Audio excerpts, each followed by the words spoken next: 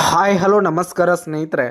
ಇವತ್ತಿನ ಈ ಒಂದು ವಿಡಿಯೋದಲ್ಲಿ ಈ ಭದ್ರಾ ಜಲಾಶಯದ ನೀರಿನ ಮಟ್ಟ ಹಾಗೆ ಒಳಹರಿವು ಹಾಗೆ ಹೊರಹರಿವು ಎಷ್ಟಿದೆ ಎಂಬುದನ್ನು ಈ ಒಂದು ವಿಡಿಯೋದಲ್ಲಿ ಸಂಪೂರ್ಣವಾಗಿ ನೋಡ್ತಾ ಹೋಗೋಣ ಸ್ನೇಹಿತರೆ.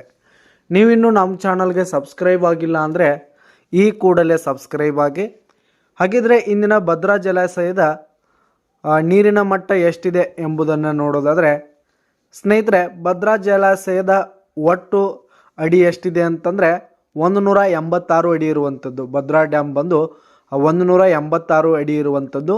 ಈಗ ಪ್ರಸ್ತುತ ಇಂದು ಭದ್ರಾ ಡ್ಯಾಮ್ನಲ್ಲಿ 152.9 ಅಡಿ ನೀರಿರುವಂಥದ್ದು.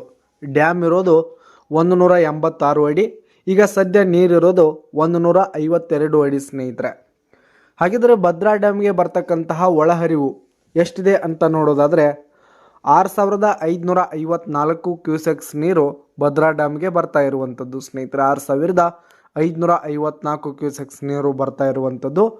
ಹೋದ ವರ್ಷ ಇದೇ ಟೈಮ್ನಲ್ಲಿ 21,568 ಕ್ಯೂಸೆಕ್ಸ್ ನೀರು ಬರ್ತಾ ಇತ್ತು ಸ್ನೇಹಿತರೆ ಡ್ಯಾಮ್ಗೆ.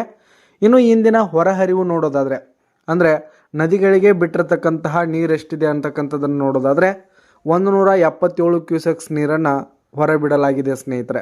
ಇಂದು ಭದ್ರಾ ಡ್ಯಾಮ್ನಿಂದ 177 ಕ್ಯೂಸೆಕ್ಸ್ ನೀರನ್ನು ಹೊರಬಿಡಲಾಗ್ತಿರುವಂಥದ್ದು. ಹಾಗೆ ಹೋದ ವರ್ಷ ಇದೇ ಟೈಮ್ನಲ್ಲಿ 21,568 ಕ್ಯೂಸೆಕ್ಸ್ ನೀರನ್ನು ಹೊರಬಿಡಲಾಗ್ತಿತ್ತು ಸ್ನೇಹಿತರೆ.